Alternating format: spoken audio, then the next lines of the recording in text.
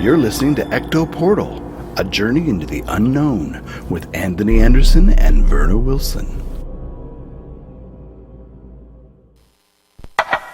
Mommy, have you seen my doll? I want my doll, Mommy. Have you seen my doll, Mommy?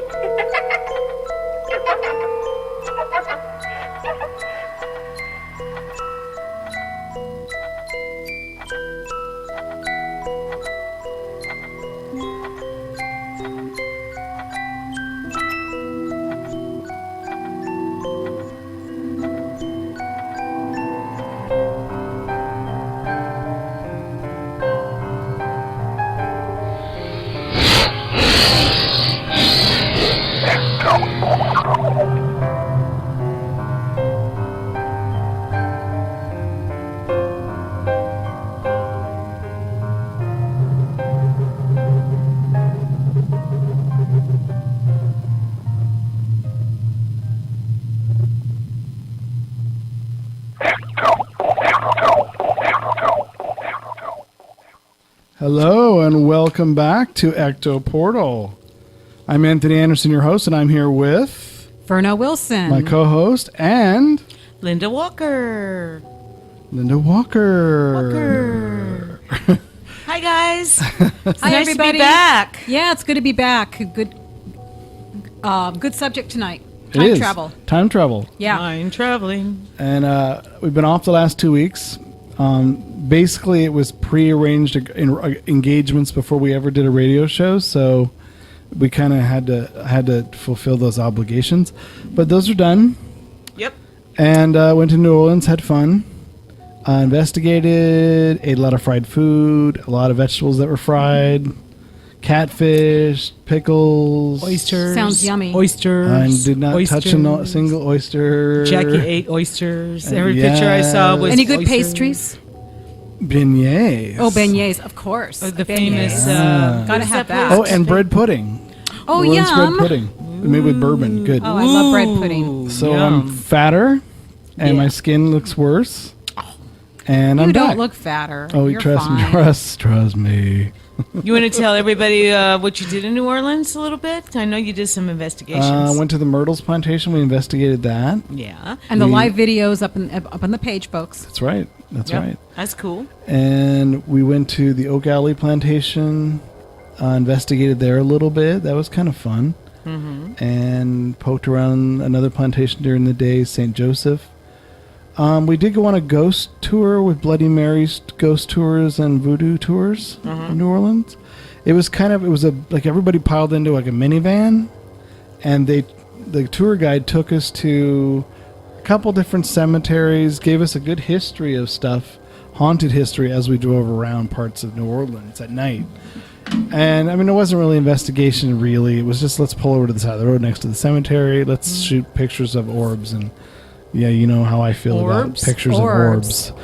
I was like, ooh, look at mine. She's like, that's great. I go, I think it's a mailman. She kind of looked at me like, what? I couldn't picture you really. No. No, I just told Jackie. You look, are it's not a an orb mailman. person, Anthony. I'm not. No, I'm not. no ghost hunters are or people. No. Some are. Some are, but Well, not the ones in our crowd. There you go. Yeah. And so we did that, and we went back to Bloody Mary's house, and we investigated her house, which I thought was a little weird, but okay. And again, more orbs. She goes, look at all these spirits traveling through this portal. I go, I bet you if I step on this carpet, which was filthy, you're going to see a lot more souls traveling through the portal. yeah. But I didn't do that. Why was the carpet filthy? It was They in the didn't keep it up. basement. Her table where she does her sittings is in the basement. And You so didn't we- go to the bathroom and say Bloody Mary, Bloody Mary. No, Bloody Mary I didn't. 3 No, and times. then she would appear. No, we did go upstairs in couple groups, and we all went upstairs and looked at her ritual room. Met her snakes, Aida, and I forget the other one. It was kind of cool though. It was something different. She's dead, right? Who? Bloody Mary. No, No, she's alive. we met her on the Hornet.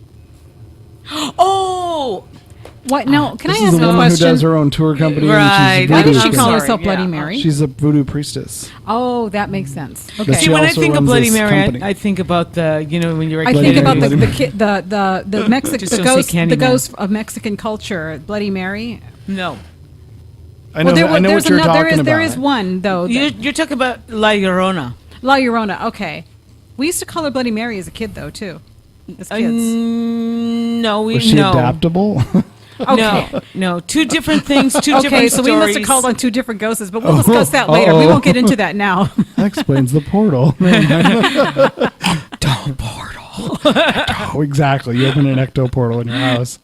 Good gracious. So that's what I did this past week, and had a lot of fun. So what did you do, Verna, while we were gone for 2 weeks? Well, I did talk about going to Winchester House a couple of weeks ago, didn't I? Yep. Yeah. Okay. I already talked about that on the air. Okay. This week, I didn't really do a whole lot this week. Caught up on reading, caught up on things I had to do. Went to my hairdresser to get my bangs trimmed. Talk about your story. Oh, I'll tell my Oh, story. okay. Yeah.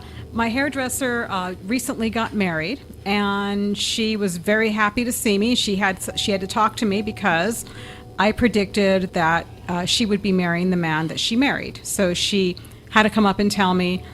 She said, I got married, and then I told her, I said, it was the guy. And she said, yes, the one you predicted a couple of years ago, that was him. She said, I married him. And she was extremely happy, and she just had to tell me about it. So I'm going to call you Yenta from now on. Yenta. Yenta? Yes, of course. Yes, you're going to get married. Do I got a man for It you? just happened. She was doing my hair, and I knew, and I just told her, and I just saw his face, and I said, who's this man that you're currently seeing? And she said, oh, he's a really good friend, and we're starting to date. And I said, he's in your future. I said, I have a feeling you're gonna have a future with this man.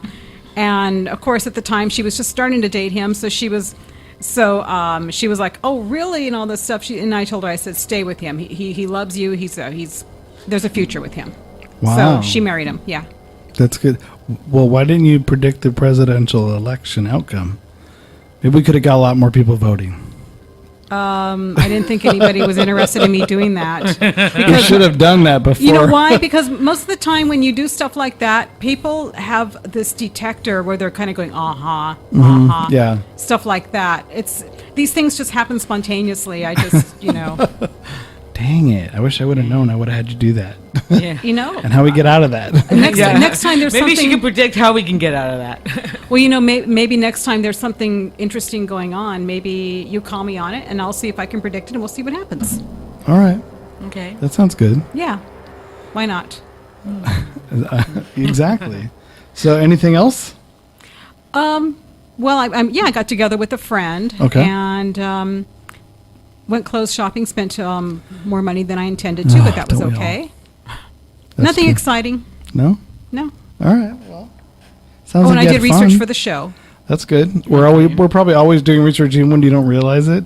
all the time. Sometimes I catch myself go, you're actually researching your show, but you don't realize it. Like I said, the American Horror Story Roanoke, and I'm researching the real story going, that could be an interesting show for us to do. The butcher. Yeah, the butcher. Yeah, I'll be reading about somebody, or I'll Blood be on the land. hearing a subject or a place, and I'll go, I want that for the show. And before I know it, I'm researching for the show, and I don't even. Yeah. It just happens.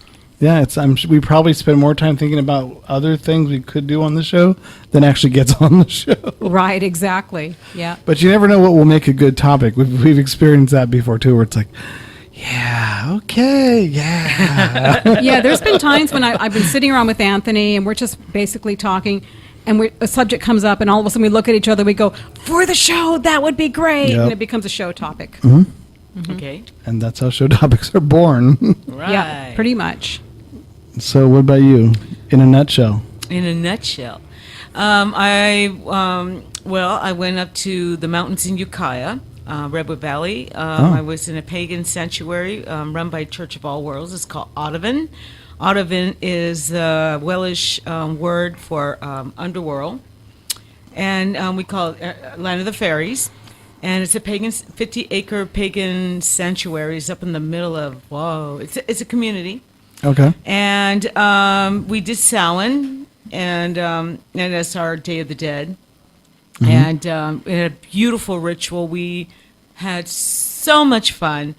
Everybody was just, it was just a most fantastic group of people I hung out with. And so my usual brothers and sisters that I love so much. And Audubon is also very haunted. You know, it has a lot of paranormal activity around there. Good activity, not bad. That's good. You know, Gwydion, who started this sanctuary, he is the caretaker, and I know that he's always around. But it's always good. A lot of animals heard coyotes. I had a paranormal experience at the Goat Lodge that was interesting. Not with a coyote. It used to be called the Goat Lodge because there used to be a huge goat named Dot that used to hang around. So, but she's in another farm right now. She got transferred. And then her name She's was a pain changed in to Chops. Chops. Oh yeah, lamb chops. No.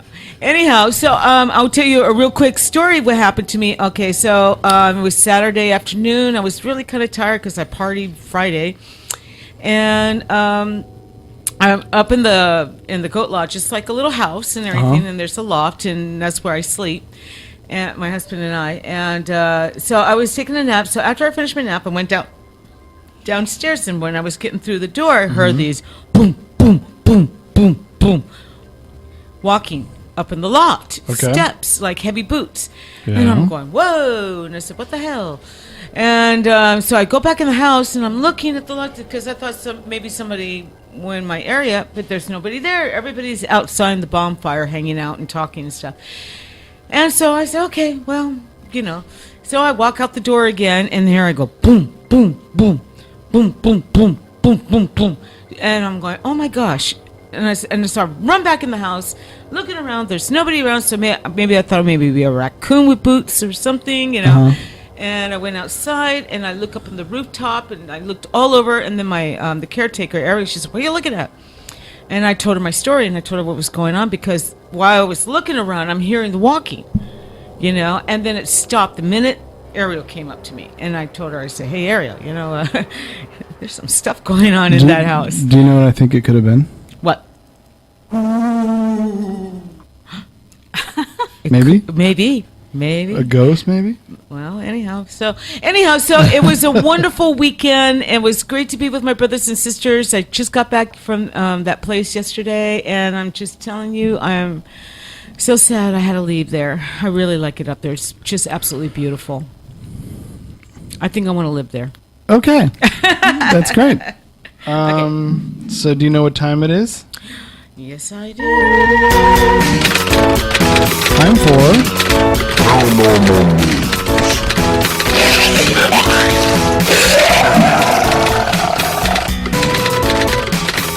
Yes, it's time once again for the paranormal news with Linda Walker. Hi, guys. It's so wonderful to be back, and I know all you people would just love to hear what I have for you guys tonight. Anyhow, let's see. The first thing, I found a page called crack.com. I know, crack.com. And I put it on in our Facebook page, these really beautiful, since we're talking about time travel, that these pictures taken by different people and from different eras and stuff that looks really real and stuff. You gotta check out the photographs. They're really beautiful, and they have only one other thing. It's like the 18 most fascinating photographs, and one of them is the famous Charlie Chaplin circus time traveler footage. It shows like a lady walking by, and she's That famous film. Yeah. It looks like she's holding a cell phone and talking away and everything. So they think she could be a time traveler. Anyhow, check that out. And also another one that it was in New York City. This owner bought this restaurant, pub place, Italian place in New York, and on the page shows the bartender and a lady sitting across from each other. And you can see a paranormal activity about this ghost that just took a glass and just went tumbled a glass over, like that. And let's see. So yeah, he said that he's just owned the place about 3 months, and he said he's already getting all these paranormal activity in this restaurant. So Weird. yeah, it's pretty cool. So check it out. And my last one is it happened in Belfast, Ireland. This lady named Carly Foster took a picture of a little girl. They were doing this Halloween paranormal tour, and she took a picture down in one of the cells, one of the prison cells in Belfast, and has a little picture of a little girl standing in one of the cells. Somebody there? Exactly. Wow. Yeah, so, It was in the doorway, right? yeah, she's out of the doorway in the cell. Yeah. I wonder why there would be a little girl standing near a Well, you know, you cell. got to understand too. A lot of prisons and our institutions, a lot of people who work in the prison or in Oh, the right. cell, Families they brought visiting, their families. yeah, or they used to people bring living- people raise their living. families there. But in That's the true. article, there's Very a true. story about that. One of the stories of the actual location is about a little girl and a little boy. So there is a story of a girl and a boy. Yeah. Two, What the two the little Belfast girls- prison? yeah. Oh, If so you you read- read it. Yeah. Yeah. Did I read it? I don't know. It's further down. Did you read all the way to the bottom? I'm so bad. I'm a lousy news Oh my reporter. God. I'm so funny.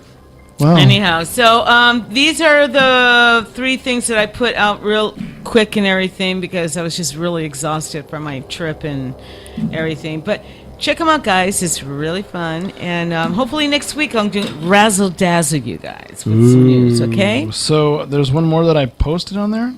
Yeah. What is it? Somebody actually found a chunk of metal at the Roswell crash site. Could have been from anywhere, though, unless they tested. No, they No, went it's to the in actual Roswell. site in Roswell where it crashed and found a piece of metal.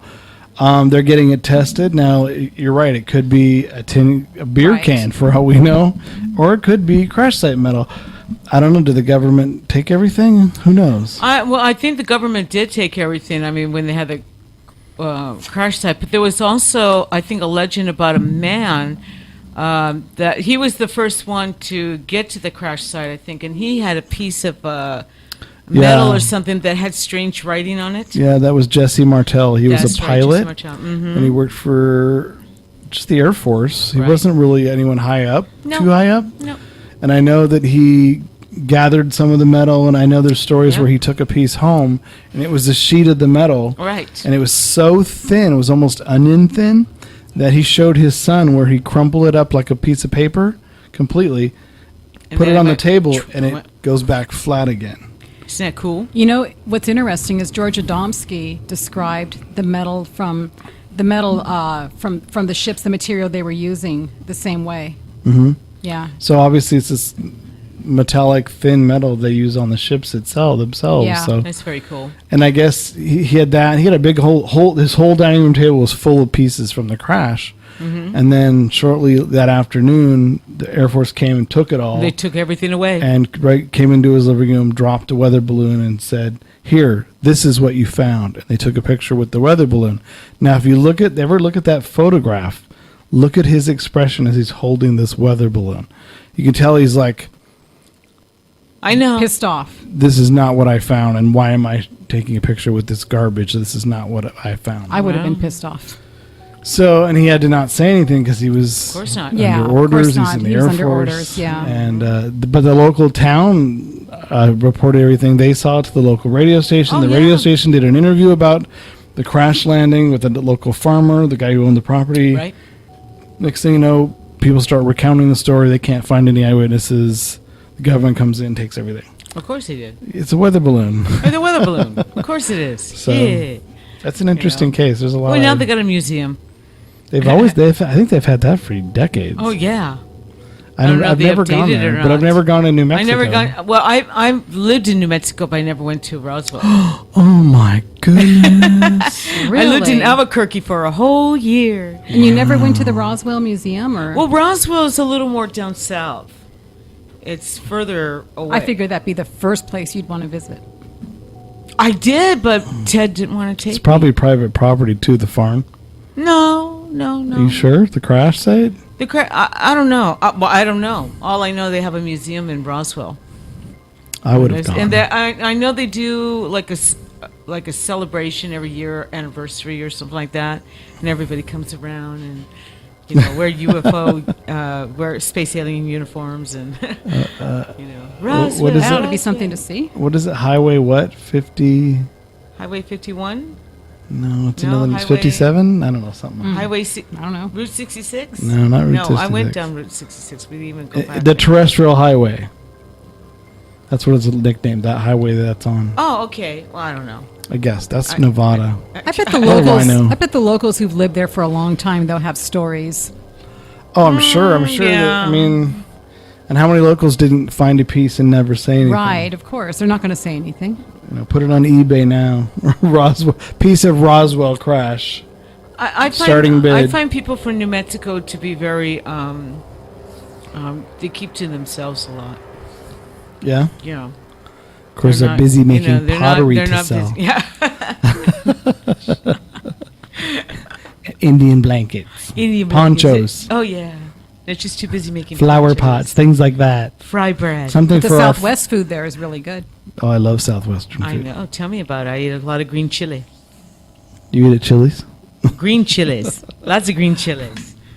Oh, I don't like. You buy green chilies by the bushel. Really? Yeah. You go down. Yeah, you can. And I love chilies. When I you're love driving hot down the food, freeways so and stuff like that, they got That's like all good those for me. those green chili trucks. Mm-hmm. And you buy a bushel. They'll throw the chilies and they'll roast them for you. And then you keep in the bag for at least a few hours and stuff. And then you cut them up or do whatever you want with them and eat green chilies. Okay. They love green chili. On that note, On so that note, I guess that's all of the paranormal news.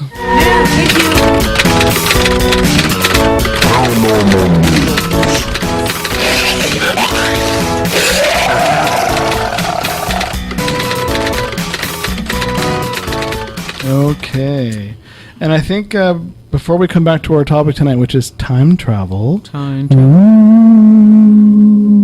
before you all go back into your rec room and open your closets and pull out your time travel devices you've designed and used in the past, we're going to give you a chance to go get those time travel machines out of your closet, strap them onto your backside, and get ready to travel with us through the Ecto portal to talk about time travel. Its various possibilities, what our theories might be, places we might find time travel but not realize it. Mm-hmm. So we're going to get you a chance to go find the time machine you built when you were 7 and you were managed to time travel but then forgot you had it and threw it in the back of the closet. I didn't know anybody who did that. See, everyone does that, but not everybody tells everybody because you forget. It's like your imaginary friend. Oh, yeah, that time travel device I built out of milk cartons and. All right, so go ahead and go look for that, and we'll be right back on Ecto Portal.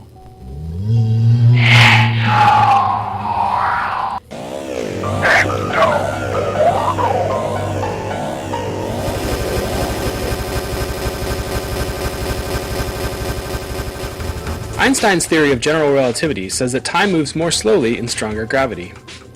So if you could somehow link two regions of space where gravity is different, you could travel back and forth between them to move forward or backward through time. Nowhere is gravity stronger than in the vicinity of a black hole.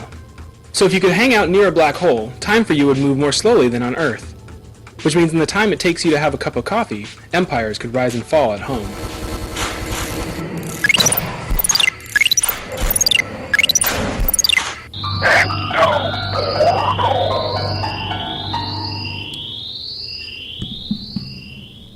And we are back. That was just what we just played there was Back in Time by Huey Lewis and the News. You've Got Time by Regina Spektor, the theme to the TV series Orange is the New Black. And that was followed up by Back in Time by Pitbull. So, if you haven't figured it out by now, our topic tonight is time travel. And we're going to discuss just different theories we have about time travel, what we think time travel is, what it could be, what it represents, maybe different aspects that you might find time travel in.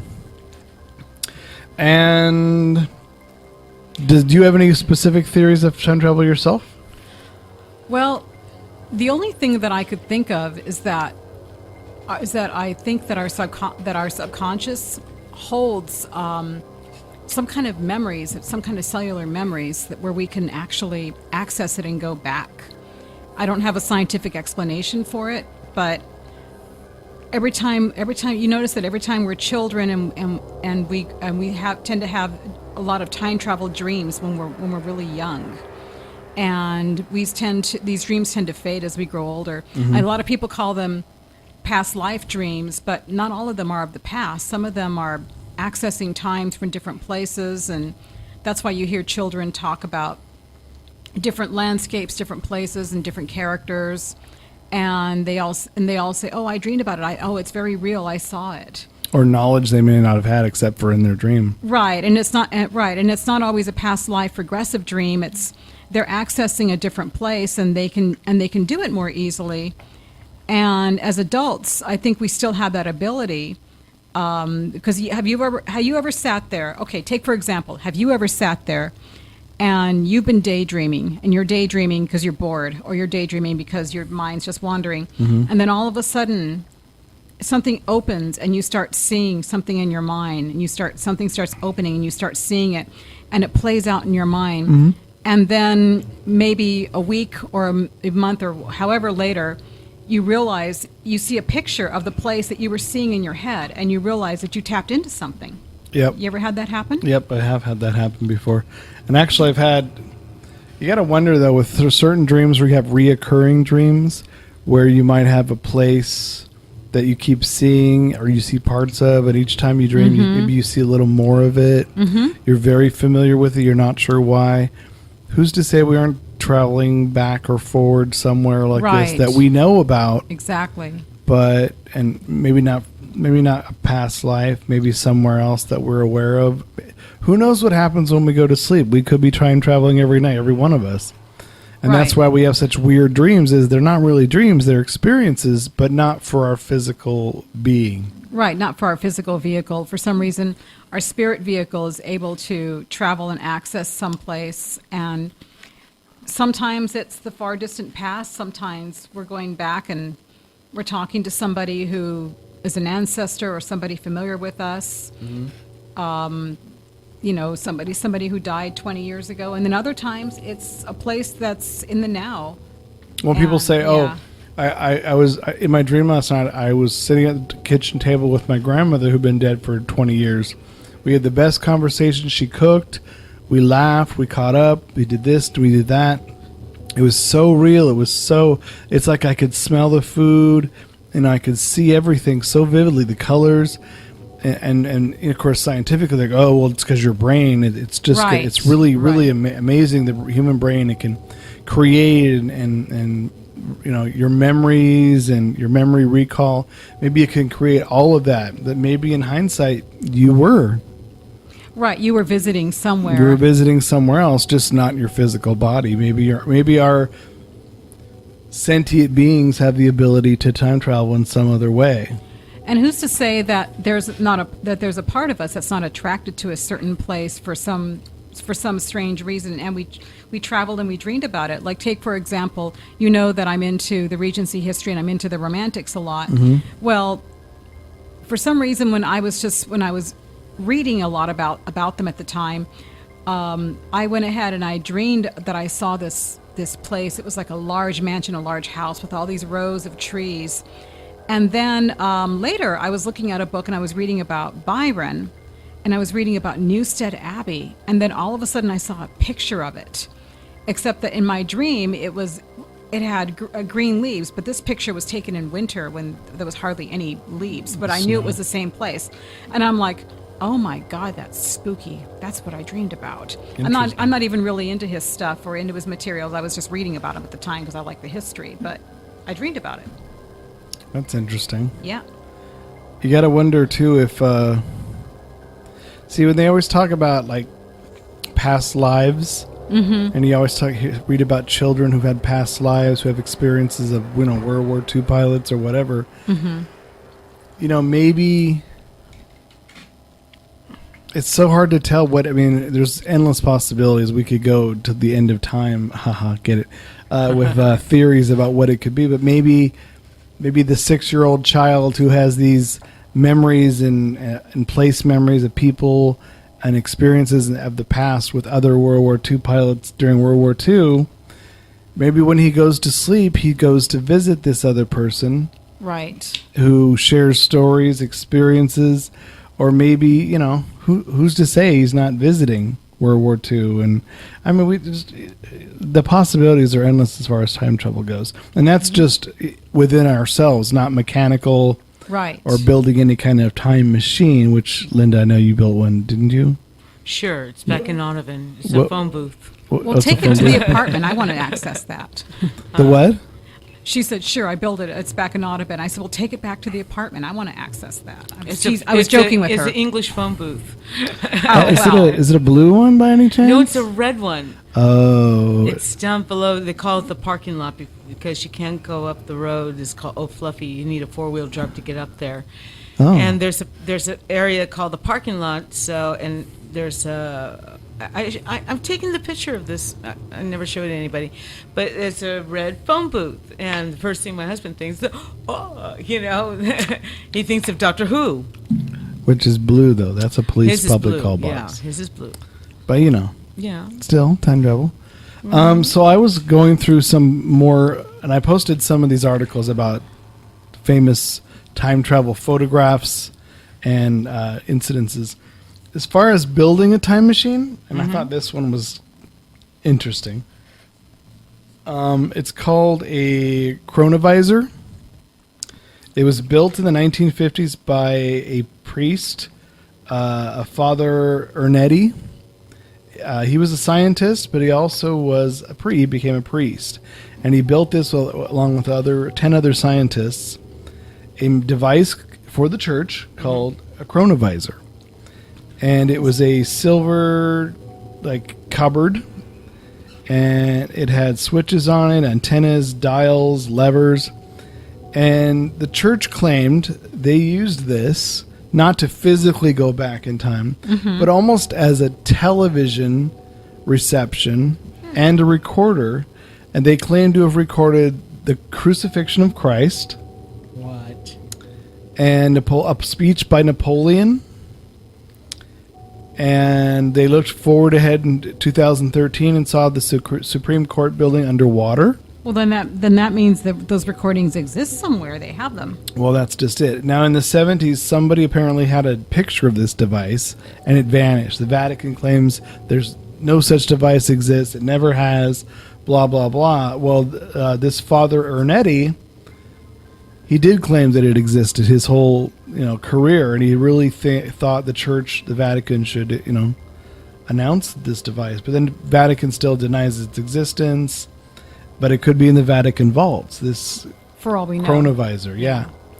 And when on his deathbed, he actually said, I made up the whole thing, none of it's real. And they wonder if the church didn't make him say that on his deathbed so that they would it would die with him.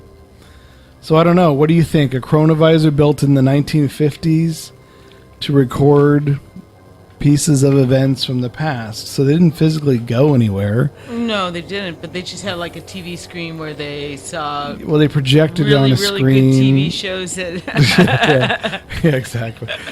So I don't know. I mean, the crucifixion of Christ. How is it recorded? What's on the other end of it? Is there a camera that's recording this? Yeah, there must be one of his apostles. Joking aside, I don't. The recording part, I don't know about because obviously I would have to hear how they did that and find out, is this really their evidence if it exists? But think about it.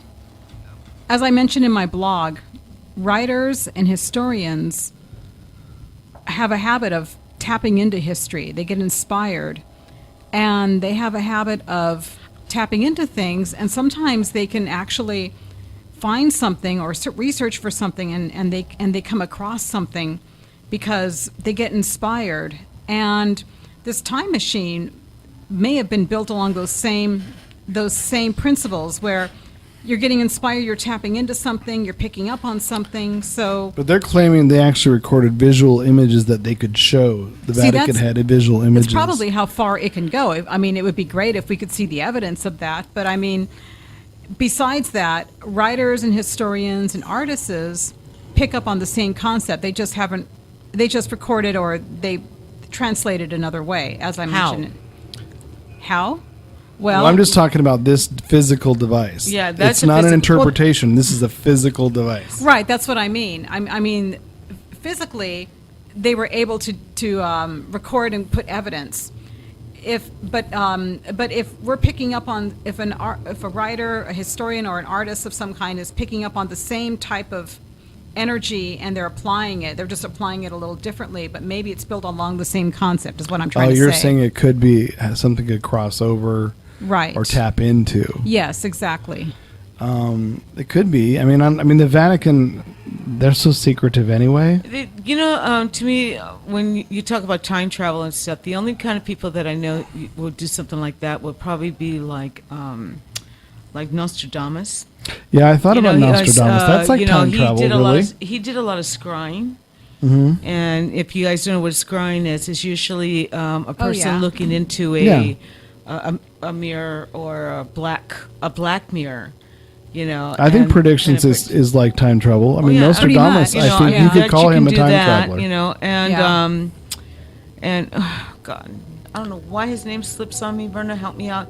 Queen Elizabeth's John Dee. John Dee. John John Dee Dee also did a lot of scrying. he did a that. lot of futuristic looking because Mediums and sensitives do a lot mediums of. and sensitives are the ones that do they're the original time travelers, really. Could They we are, actually go as far as to definitely. say Nostradamus was probably an early pioneer of remote viewing? Totally. Definitely. He's used to stare in a mirror for hours, just to get into, And that's the type of energy that you're putting out when you're sitting there, you're daydreaming, and pictures form before your eyes. You're becoming receptive. You become receptive. You're becoming that seer, and you are time traveling, really. Mm-hmm. And who's to say? I mean, I've had dreams and visions of my not necessarily a past life, but my childhood, and especially reoccurring ones where I'm going the same direction in my old neighborhood all the time. We were driving past Stevens Creek not too long ago, and I pointed out, I'm going, oh my God, I keep dreaming about this road every few months. And I saw it was the same cars, the same road, the same everything. And I thought, oh my God, this is too real. I can't believe I dreamed about the same route and it was still like that. Well, that's what's interesting about your blog. When I read it, that reminded me, you kind of touched on it too, about time travel being interpreted in different ways. In this case, through, like you said, through music, through artwork, because an artist interprets things. That's almost time travel to another period, because you have to kind of get into that stuff to produce it. Right. And I think people who speak different languages, lost languages, that's another form of time travel. Historical reenactment actors, costume designers. Especially if they go to the same sites where it happened. Yeah. Actors who actually have to get in the skin of people. You really have to kind of time travel the way people think, thought, dressed, ate, walked, presented themselves, whatever. It's all a different interpretation of time travel, just not a physicality. They're not building a device to go back to the Civil War to be a Civil War soldier. Let's say they're an actor, they have the costume, someone designed that, the lines, what they're eating, what they're supposed to be doing, how they're doing it, when they're doing it, and where. It's a form of time travel. It's almost, yes, it's recreated, but you're still putting that person back at that position, whether it's being filmed for a movie or whatever, but you're still making it happen. So it's kind of like time travel, just in a different sense. And I think that's kind of what you were touching on. Right. You can just see that in so many different mediums. Writing takes you to another place. That's time travel in a way. I mean, there's just so many different options that you can see time travel in, I think. So this device, I don't know, I'd love to go break into the Vatican vaults to see if I could whip out the chronovisor. Chronovisor. There's a lot of different articles about it. The Vatican, of course, says it's all hogwash and it's folklore and it never existed. But they said they, built it in the 1950s, which is amazing. The fact that they deny its existence now. They said the guy, Father Ernetti, said it was dismantled over the years. They finally dismantled it. I guess, why would you ever dismantle it? Yeah, why would they? Maybe they found out something they didn't want to know. Never know. About the church. Maybe Jesus' crucifixion wasn't quite the rerun they hoped it would be in the way they thought it would be. I could see the church finding something out and going, you know what? Considering what we've developed up until now, we really can't tell the public this because it would totally contradict everything they think they know already. And I could see them saying, we gotta hush this and put it away and not let the public see it because it could change the way people look at religion. Well, and how long ago was this? Well, he died in the 90s, 94, I think. And that's when he said, it never existed and denounced the whole thing on his deathbed. But that sounds like something the church would enforce on somebody. Yeah, I believe it. And I'm pretty sure the church took that piece of machine and put it down somewhere in the Vatican vault. Oh, I'm sure. Somewhere. I mean, we're not going to see it on Mysteries at the Museum. Hell no. Which is too bad. Well, I mean, there's also another time travel device. It's in Switzerland. It's pretty much. I think I talked about this a while back.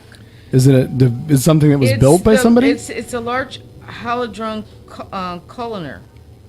It's the world's largest atom smasher. I think that's where they found the God. Particles? The God particles. You sound like you're talking about Project Pegasus. No, that's not Project Pegasus. Okay. It's located in Switzerland. It's a huge facility. Is it current? It's still going. Yeah, it's current. I mean, it's working right now. Interesting. Actually, they're learning how to find the God particles, but also Not a midichlorians also like creating Star Wars.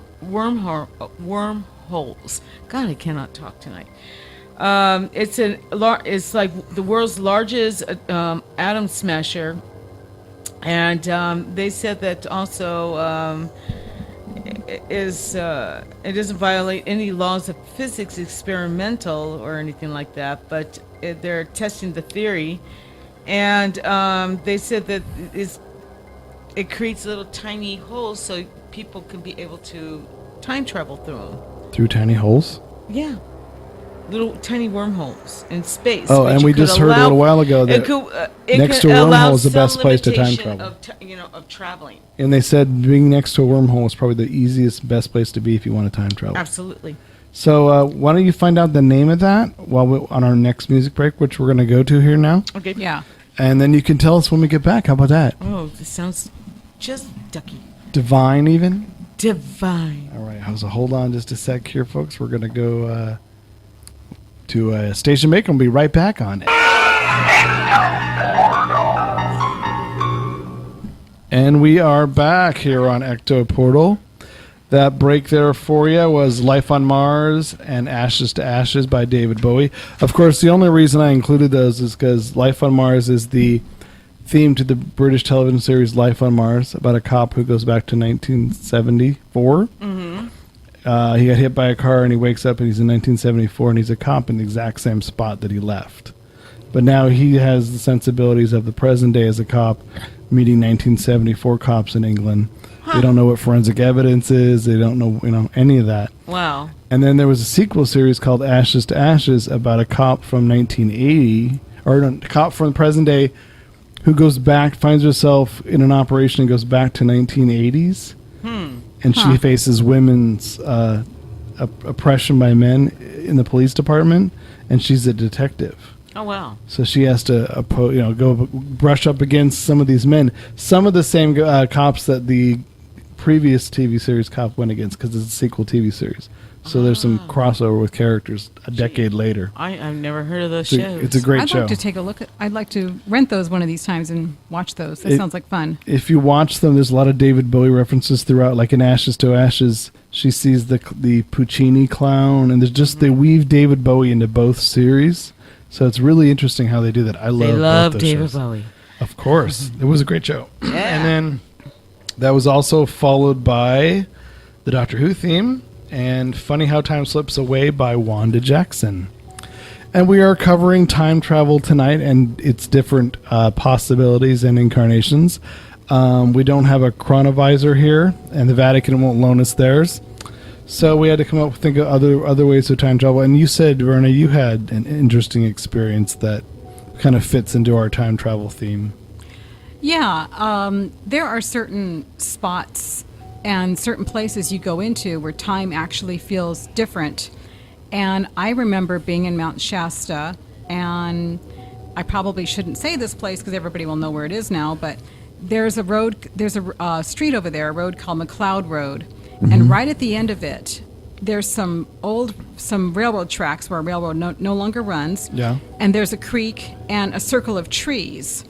And I remember that one of the locals told me, they said, if you walk down toward the end of that block and you sit in the circle of trees where that creek is, you're going to feel different. It's like an energy spot, and time runs differently there. And I thought, yeah, sure, how different does it run? So I decided to check it out for myself. So I walked over there, and I sat down, and I just decided to just go ahead and meditate. So I went into a deep meditation. I was like in deep trance, and I thought I was gone for an hour and a half. I thought, oh my God, I've been meditating for so long. And then I realized that I didn't even meditate for an hour when I woke up, and my head was buzzing and the air was buzzing. It just felt so different. And then I looked around, and there was all these squirrels. They were all sitting around staring at me in a circle. And I thought, how very Disney of you. Yeah, it's very Disney. Yes, Was it's very Thumper there? No, I'm just kidding. It's very Disney. Yeah, I just looked, and there's all these squirrels. They're all staring at me. And I'm like looking around, and the place just seems, I don't know. It just felt like there was a mist in the air. I felt it. I mean, it felt different. And so I thought, oh my God, how long have I been out here? And then I realized I haven't been out that long. So I walked back, and I was starving, and I thought to myself, oh, I feel weird now. And I thought they were right. It does feel different there. So now I realize when you go into certain energy spots, there are some energy spots around the planet where there could be some time travel, because time does run differently. And also it runs, believe it or not, and Linda can witness this, I have a time portal in my own apartment. But No. I don't mean like a time portal, like a real one. I just mean... Like that? Was it like that in the hallway? I don't mean like a time portal like that, but I mean... My apartment's really old, and when I walk in a certain part of my apartment, it feels different there. Stop. All right. Sorry. Keep going. But it feels different when I'm walking in my hallway. It feels like it just feels feels different like- there. Is it the same spot in her hallway or just the hallway? It goes, okay, when you enter the hallway and there's the closet. Yeah. Stop it, Linda. There is a spot. I don't think I can finish this sentence. Sure you can. Go ahead. Just plow right through it. Take a trip down the hall. I'm You sorry, do I'm it. laughing so hard. But if you walk down there, you walk to where the closet is, down the hallway, it feels different. And I've had dreams there. And Linda says she's heard footsteps down that Really? hallway. Smells And- funny too. No. Shut But there's actual footsteps? up. You actually hear, is it footsteps like at night when you're asleep you hear them or what? Oh yeah. So no, not so much at night. I usually Just while you're awake and you notice it? it will be like early morning. After she leaves work, weird stuff happens to me No. in her Yeah, she hears apartment. footsteps. She's seen. And I know it's not the cats. And also, when I've been dreaming, I keep seeing figures walking in... Shut up! I see figures walking... I'm not going to finish this, never mind.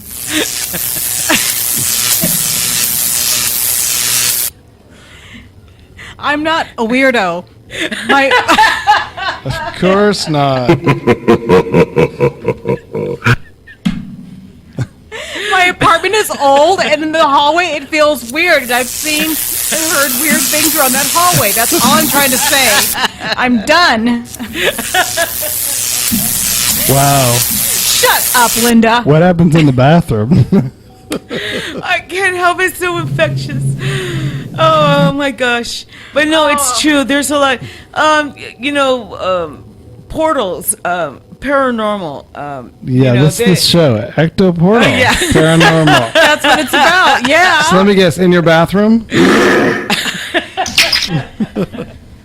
Oh my God, I'm laughing so hard. My tears are running down my eyes. It's so funny. If At least we can laugh about it, if folks. I go to your house and here, I'm running. Anthony, if you go to my house, I'm going to have you stand in that hallway, Okay. and I'm going to have you take out some of your equipment, and I think you'll be surprised. You'll know what I'm talking about. Okay. Yeah. It could be like a railway station hub where Yeah. things It come could and go. be. Yeah, exactly. That's all you need is a portal in your hallway. Well, Especially in a studio apartment. What the hell? At least you could have like a but 2-bedroom with a it's portal. true. Everything in that hallway feels different, and when I've been dreaming, I've seen. Just don't let your landlord charge you for the portal. And Linda hears footsteps. I've heard footsteps in that hallway. I mean, it feels that hallway. There's like an energy spot there. Oh, never mind. People have to come over to Show is understand. over. Forget it. Verna's going to do walking tours of her hallway. And you're going to pay $20 to stand in the portal and make sure it's cash. Echo. Do you want to scare the cats? Okay. Yeah, did the cats ever react to that spot? Oh yeah. Oh yeah. Really? Definitely. Do they Well, stare Paris at it? Or? likes the closet a lot. Well, Paris likes the closet, but sometimes the cats will walk in the middle of the hallway and they'll stand, and then they'll they'll stand for a second, and then their hair will stand on end, and they'll go meow meow. You've seen that, Linda? Yeah, I've seen it. Yeah, and then they'll run off the hallway and into the kitchen like, I don't want to be here. Exactly. Yeah. Okay. Oh yeah, right. So now the whole world thinks I'm a weirdo. Okay. No, all she right. just has a portal in her hallway. I do. Okay. Okay. I'm done. Portal in the hallway, potty in the bathroom. Well, Well, yeah. that's where you can flush.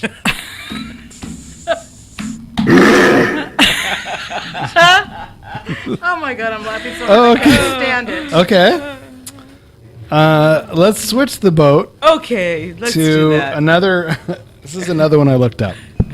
This is called. This one isn't about a portal. It's about what? Isn't about a portal. Oh, good. It's called Project Pegasus, and it was a government project that was conducted in 1968 to 1972, and it utilized children for time travel. And there's a Seattle lawyer named Andrew Basagia. He's still alive. He, in fact, was trying to run for president this year. Apparently, failed miserably because You remember what? Well, Republican side. Or I never the heard Democrat? of him until I never read heard this of him today. either. Oh. But I went to a website that showed his efforts to run in the presidential race. I don't think he got very far. I think he's like one of those people in the race that runs for 5 minutes and gets tired and quits. You never hear about those people. I think this was this guy. It was yeah. one of them. Okay. So what's interesting though is he claims it was a group mainly of children. I think he said he was 12.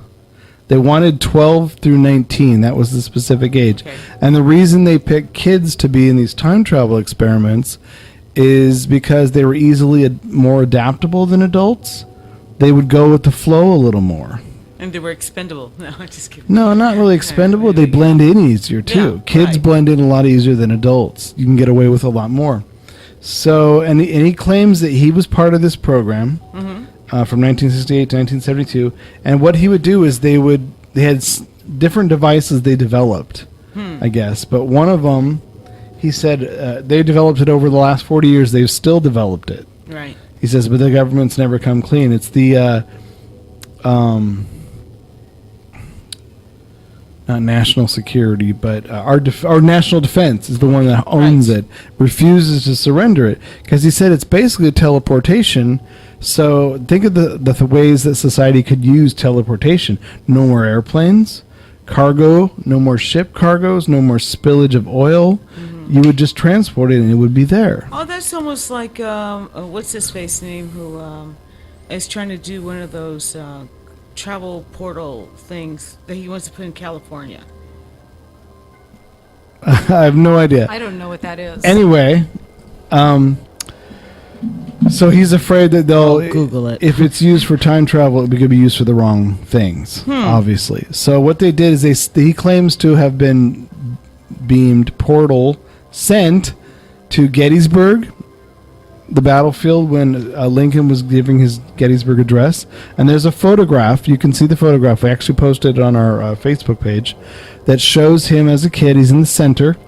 He's wearing a Bugle Boys outfit of the Civil War. Oh, so they put And that on him? Yeah, And sent him and off? sent him back. And he says his shoes are kind of awkward. He thought that would have been a giveaway, but he said another time he was sent to the Booth Theater, where the night that Lincoln got assassinated.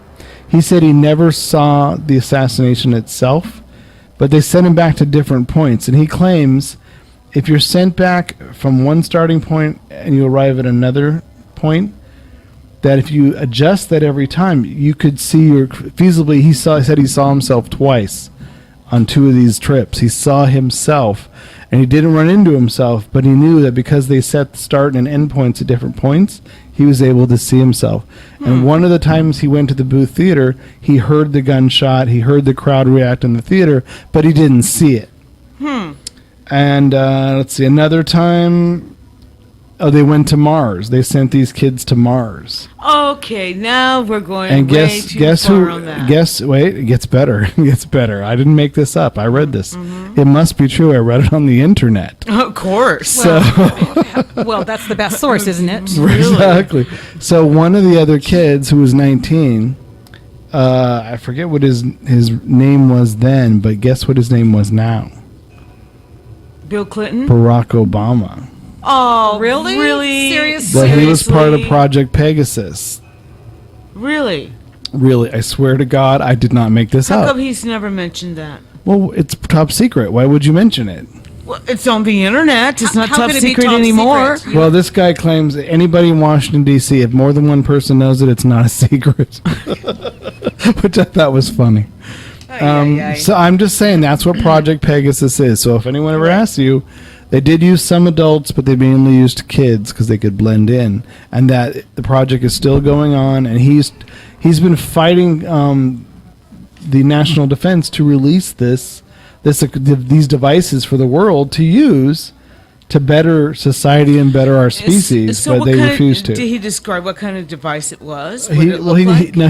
he describes the different devices. I don't understand what they are, but one was like a cylinder, another one was like some doors.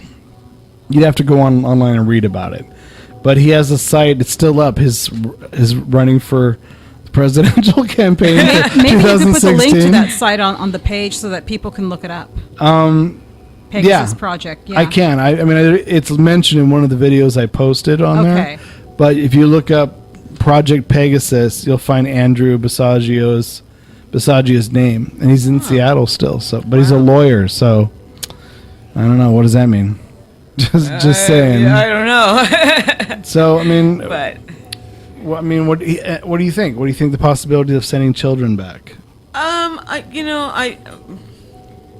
I think if something's going to work, an adult is just as good as sending a child. I would say more of an adult. Yeah, than because a child. I don't know. I'm not because too well, keen. children, they tend to take in and see things differently, and I think I can see the reason why he chose children, because they don't come back, they don't have as much judgments as an adult does. Well, he claimed the reason he did choose the children is because they were they easily adapted better than adults That Right. that to makes whatever sense. was going to happen.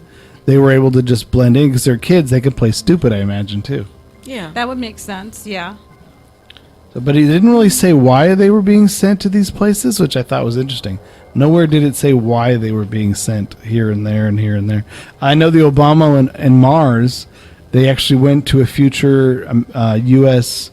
colony on Mars. That's what they were sent there for. Oh, okay. And the other interesting thing they were sent there for, it was like 5 kids sent to Mars, was there's Martian humanoids that live there, and there's animals, and they wanted the Martian humanoids and the animals to get to know humans, to not be so afraid of them, so that in the future, when they do all they need to do, they're not afraid, and they allow them to set up shop in their colony. So I don't know.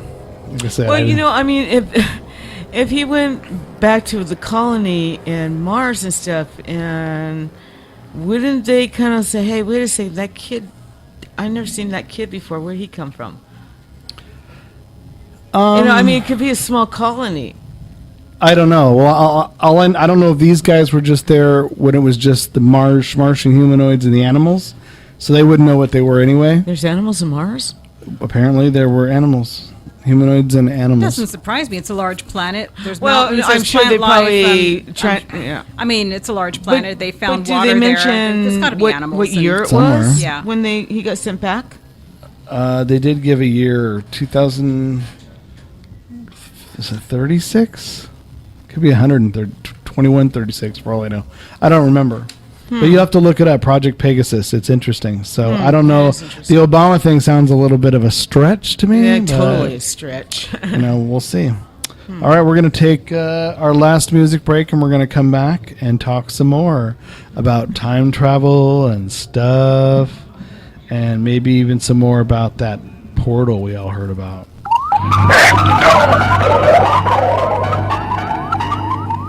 A person named John Titor started posting on the internet one day, claiming to be from the future and predicting the end of the world. Then he suddenly disappeared, never to be heard from again. His story started in late 2000 when he signed onto the internet. A poster going by the screen names Time Travel Zero and John Titor posted on a variety of message boards, beginning with the forum at the Time Travel Institute. He claimed he was a soldier sent from 2036, the year a computer virus wiped the world. His mission was to head back to 1975 in order to snatch and grab an IBM 5100 computer, which had the necessary equipment to fight the future virus.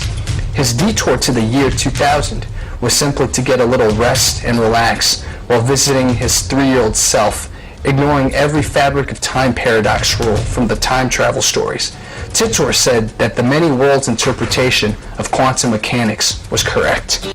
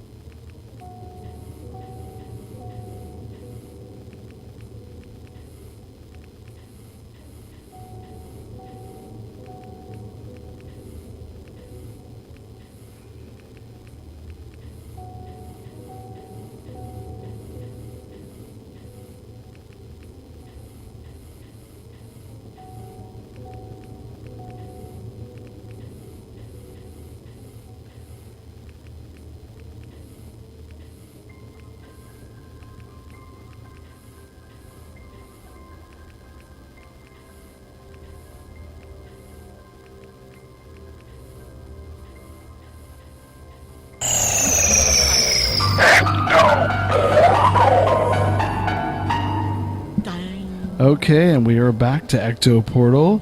Linda, I didn't know you were such a Cars fan. Oh my God, she has a T-shirt right now. Look at her T-shirt.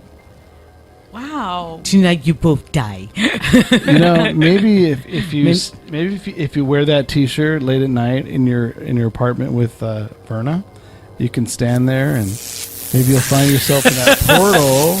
Maybe you'll find yourself at a Cars concert. At a Cars and- concert, Yeah. There's a good time travel thing. You should do that. Oh, yeah, and find myself as a groupie going backstage. Oh, Linda is I knew you were a secret Cars groupie. Then it would be like the Cars, The car. right? Oh, my ass is going to get kicked when we get home. Oh, boy, yes. So, I was just telling Verna a little bit. You know this story a little bit, but I thought I would share it anyway because I thought it was interesting. It's the time travel story of Rudolph Fentz. Oh, yeah.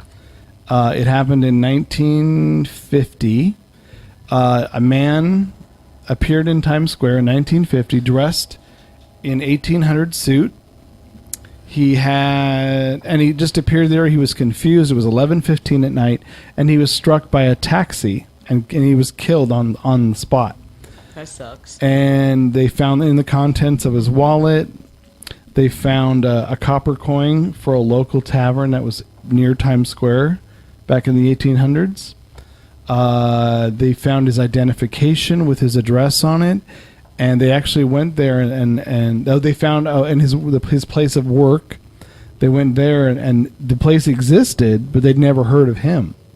Mm-hmm. And he had a few other things in his pocket, and they were all brand new. They weren't old because everything about him was 1800s, but it was new. And some people think it's an urban legend. Other people did research on it and actually found and I guess they traced back to Rudy Fence Jr., who was 60 years old and moved out of New York. They couldn't find him, but they contacted his wife and said, yeah, Rudy's dad was 29 years old and disappeared in the 1800s. Not in 1800s, but I guess in the early 1900s. He completely vanished. The family never knew what happened to him. There was no trace of his disappearance. So they're thinking, is this the same guy? Is this his dad who suddenly appeared in the 1950s, got struck by a cab?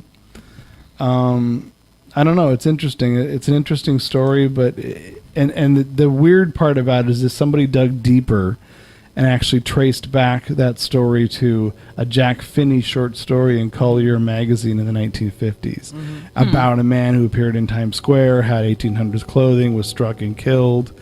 And it was actually written through the perspective of the inspector who was on the case to try and figure out what happened.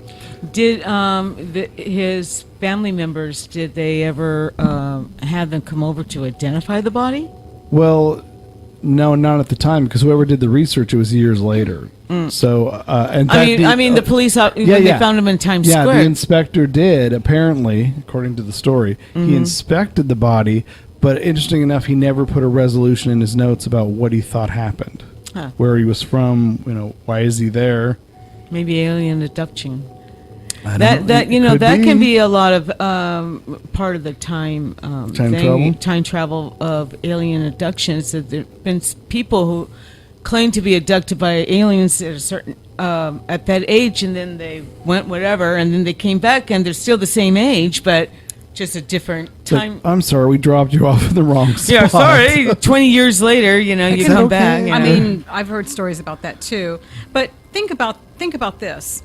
Have any of you ever ran into somebody that just seemed out of sorts in this century? You can just feel, and they look like they're from somewhere else. I know someone who actually, every fiber of their being, they feel that they should have been in the 1930s. They dress that way. Everything about them, the way they think, they just get frustrated with today compared to that then. Well, I've seen people who feel like they were born in the wrong era, but have you ever ran into somebody who just looked like they were in the wrong era? They were in the wrong era, and you could tell that there was something unusual about them. Well, I know a couple times. We live in San Francisco. I mean, there's a lot. Well, that's true. But I remember when I was in Jackson, but around the beginning of this year, I was walking with someone, and we were both walking together, and then we saw, and then this man, he was carrying a violin. Oh yeah.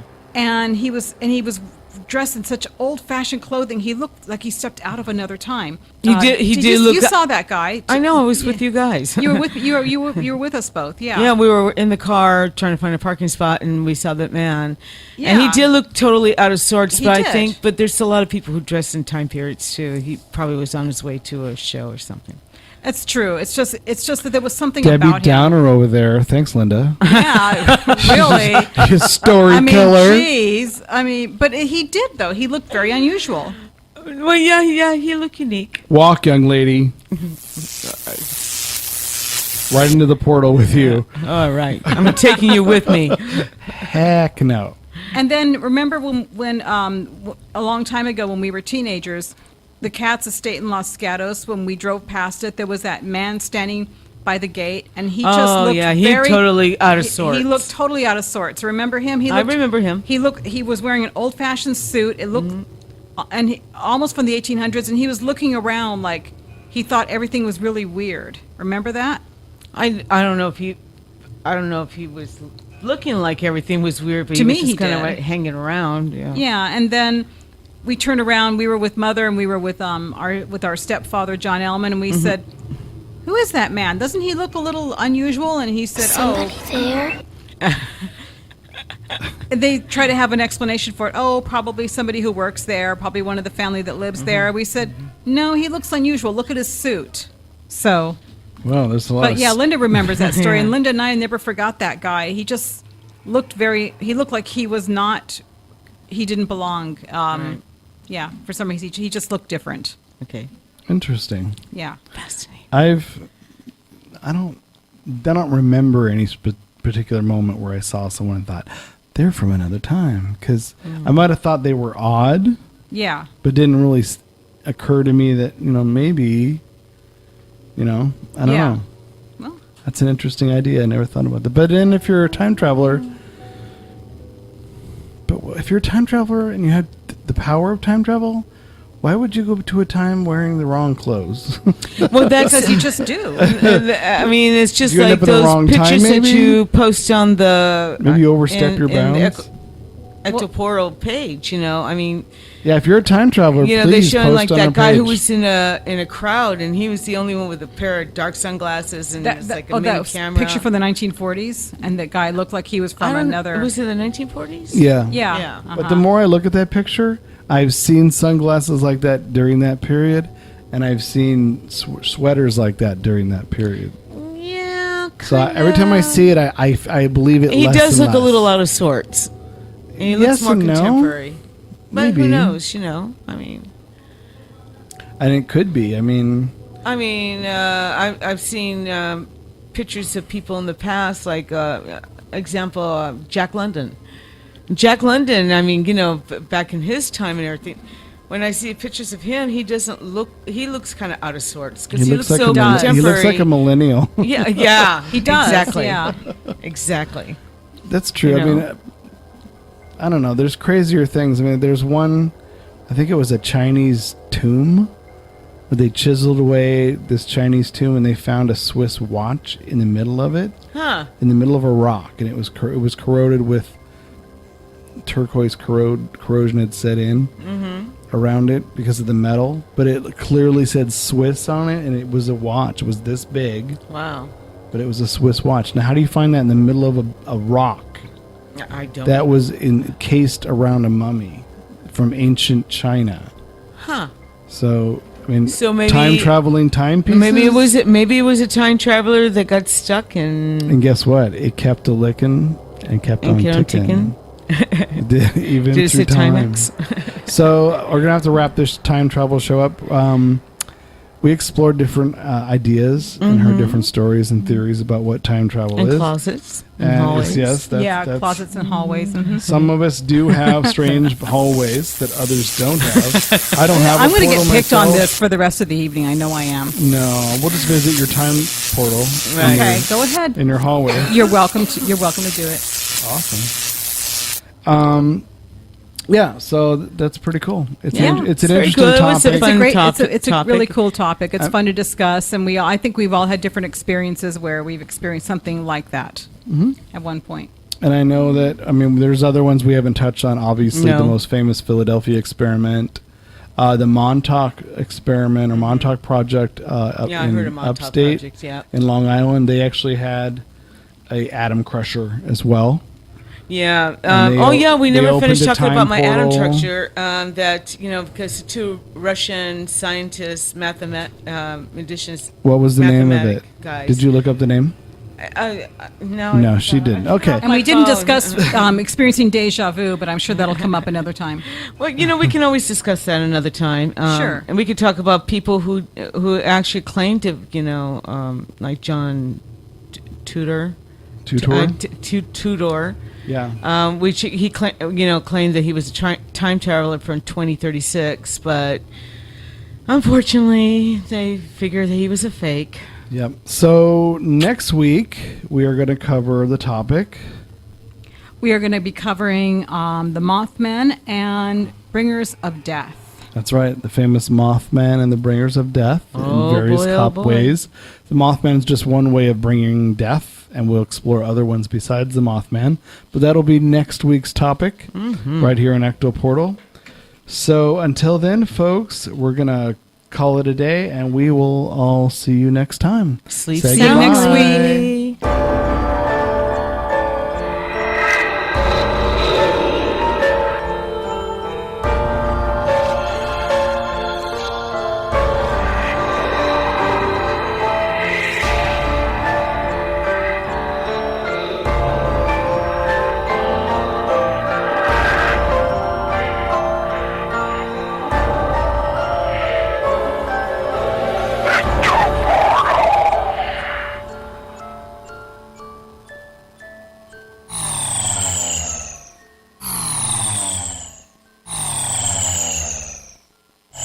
Royalty-free, copyright-free music by Kevin MacLeod and Ross Bugden. Be sure to visit us at www.ectoportal.com. Check out our archives on YouTube and head on over for new episodes to ectoportal.podbean.com.